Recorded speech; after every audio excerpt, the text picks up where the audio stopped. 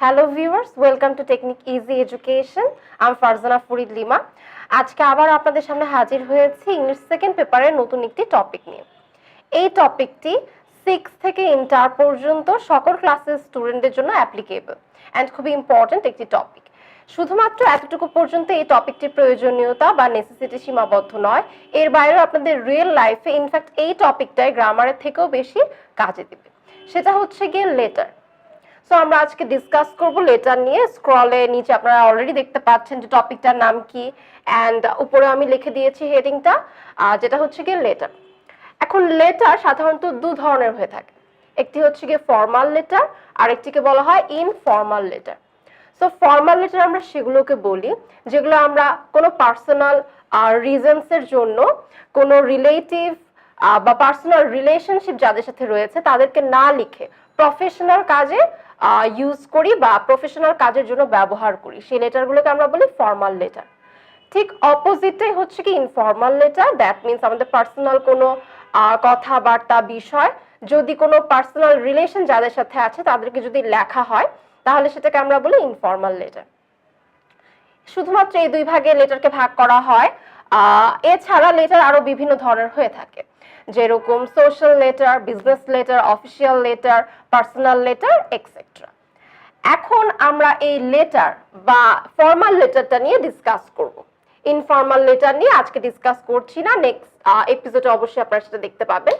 So আমরা এখন দেখব যে ফর্মাল লেটার বা যেটাকে আমরা এক কথায় বলে থাকি অ্যাপ্লিকেশন, এই অ্যাপ্লিকেশন বা ফর্মাল লেটার এর কয়টি অংশ থাকে। আমি অলরেডি লিখে রেখেছি যে এই ফর্মাল লেটারে থাকে 5টি অংশ। সো এই 5টি অংশ কি, এখন আমরা সেটা দেখব। ফার্স্ট ওয়ান হচ্ছে দি হেডিং। অবশ্যই একটা অ্যাপ্লিকেশনের হেডিং এর একটা পার্ট থাকবে, সেটা সবার স্টার্টিং এ আমাদের লিখতে হবে। দেন যেটি সেকেন্ড পার্ট, সেটি হচ্ছে গ্রিটিং। গ্রিটিং বা স্যালুটেশনও বলা হয়ে থাকে এটিকে। থার্ড পার্টটা হচ্ছে কি আমাদের দি বডি অফ লেটার বা অ্যাপ্লিকেশন, যেখানে আমরা ডিটেইলে অ্যাপ্লিকেশনের কারণ সবকিছু লিখে থাকি। ফোর্থ ওয়ান ক্লোজিং, মানে আমাদের বডি ডিটেইলে যা কিছু বলার কথা সেটা বলা শেষ, এখন আমরা ক্লোজিং এর একটা লাইন লিখবো। ক্লোজিং লাইনও বলা হয় বা নর্মালি ক্লোজিংও বলা হয়ে থাকে। And last one subscription and signature. এখানে আমরা আমাদের নাম, মানে যিনি লেটারটি লিখছে, যার কাছ থেকে লেটারটি যাচ্ছে, তার নাম, যদি কারোর পক্ষ থেকে লেটার মানে অ্যাপ্লিকেশনটি লেখা হয়ে থাকে তাহলে সেটা লিখতে হয়।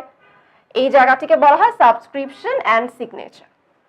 এখন আমরা দেখব একটি অ্যাপ্লিকেশন বা ফর্মাল লেটার কিভাবে লিখতে হয়।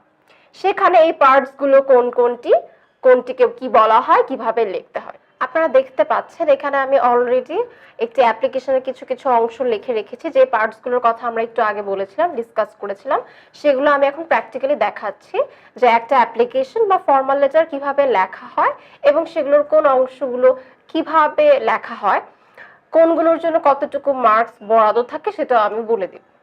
সো আমরা ফার্স্টে যে 4টা লাইন দেখতে পাচ্ছি, ফার্স্টে দেওয়া আছে ডেট, তারপরে লেখা আছে আমরা যার কাছে লিখছি অ্যাপ্লিকেশনটা বা ফর্মাল লেটারটা। যদি আপনাদের কোয়েশ্চেনে বলে দেওয়া থাকে যে হেড মিস্ট্রেসের কাছে লিখতে হবে, অর হেড মাস্টারের কাছে লিখতে হবে, অর প্রিন্সিপালের কাছে লিখতে হবে, তাহলে সেটাই কিন্তু আমাদের উল্লেখ করতে হবে। বাসা থেকে যেটা মুখস্থ করে যাবে সেটাই লিখলে কিন্তু হবে না, মার্কস ডিডাক্ট করা হবে। সো এই ব্যাপারটাতে কেয়ারফুল থাকবেন। দেন স্কুল বা কলেজের নামটা আমি উল্লেখ করিনি, আপনাদের যার যার স্কুল বা কলেজের নাম আপনারা লিখতে পারেন বা আপনাদের পছন্দ অনুযায়ী লিখতে পারেন। লাস্ট মানে ফোর্থ লাইনটাতে আপনাদের স্কুল বা কলেজের অ্যাড্রেসটা কমপ্লিটলি লিখতে হবে। এরপর আমরা চলে যাব সাবজেক্টে। তবে আমাদের জায়গা স্বল্পতার কারণে আমি সাবজেক্ট আর অ্যাড্রেসটার মাঝখানে মাত্র স্পেস খুবই কম দিয়েছি। আপনাদের ওয়ান লাইন গ্যাপের একটা স্পেস রাখতে হবে, আদারওয়াইজ সেম মার্কস ডিডাক্ট করবে। সো সাবজেক্টটা অনেকে SUB সাব লেখে, ফুল বানানটা লেখে না, সাবজেক্টটা লেখে না, তাহলেও মার্কস কাটা হয়। সাবজেক্ট, এটা যেহেতু একটা ফর্মাল লেটার, সো আপনাকে অবশ্যই সেটা সম্পূর্ণ বানান করে স্পেলিং করে লিখতে হবে। সাবজেক্টটা আপনারা কোয়েশ্চেনে যেটা দেয়া থাকবে সেখান থেকে একদম শর্টকাট যেটা মূল কথাটা সেটা লিখবেন এখানে। যেমন আমি এখানে যে টপিকটা তুলে ধরেছি সেটা হচ্ছে কি leave of absence for a week, অর্থাৎ এক সপ্তাহ ছুটির জন্য আপনি হেড টিচারের কাছে আবেদন চাইছেন। এটা অবশ্যই অগ্রিম। এটা আমি চুজ করার একটি কারণ আছে অ্যাপ্লিকেশনটি, কারণ একটু কনফিউশন থাকে, কোনটা থাকে লিভ অফ অ্যাডভান্স, মানে অগ্রিম ছুটির জন্য আবেদন। এখানে সেটাই বলা হয়েছে যে leave of absence for a week, এক সপ্তাহ অগ্রিম ছুটির জন্য আবেদন। অ্যাডভান্স এখানে লেখা হয়নি, যার কারণ কোয়েশ্চেনে নেই। কোয়েশ্চেনে যদি অ্যাডভান্স কথাটা উল্লেখ থাকে তাহলে আপনি অ্যাডভান্স কথাটি লিখবেন। আবার আরেকটি লিভ অফ অ্যাবসেন্স থাকে যে আপনি আগে ছুটি কাটিয়ে ফেলেছেন উইদাউট ইনফর্মিং। এখন আপনি টিচারের কাছে এসেছেন, হেডমিস্ট্রেসের কাছে বা হেড টিচার বা প্রিন্সিপালের কাছে, যে আপনি যে ছুটিটি কাটিয়েছেন না ইনফর্ম করে, সে ছুটিটি যেন মঞ্জুর করে দেয় তার জন্য। সো দুই ধরনের হয়ে থাকে, আমি অলরেডি ডিসকাস করলাম, সেটা কেয়ারফুলি দেখে পড়বেন। অনেকে পড়ে ভুল পড়ে যায়, ভুল লিখে আসে। আচ্ছা, এখন চলে আসি সেলুটেশনে। স্যার, এটা হচ্ছে কি আমাদের সেলুটেশন। অনেকে ডিয়ার স্যার বা ডিয়ার ম্যাম লেখে, আমি সাজেস্ট করি যে ডিয়ার কথাটা বাদ দেওয়ার জন্য নরমালি স্যার বা ম্যাম লিখলে এনাফ। দেন এই স্যার বা ম্যাম সেলুটেশনের পর থেকে শুরু হয় আমাদের লেটারের বডি, মানে মূল অংশটি। এই 5টা অংশ যে আমি করাচ্ছি, 5টা অংশের জন্য আলাদা আলাদা মার্কস থাকে। জেনারেলি আপনাদের মার্ক ডিস্ট্রিবিউটটা এরকম থাকে যে ফর্মাল লেটারের জন্য 10 থাকে বোর্ডে। এছাড়া স্কুলে অনেক সময় তাদের সুবিধার জন্য তারা 8 বা 12 এভাবে ক্যালকুলেট করে নিতে পারে।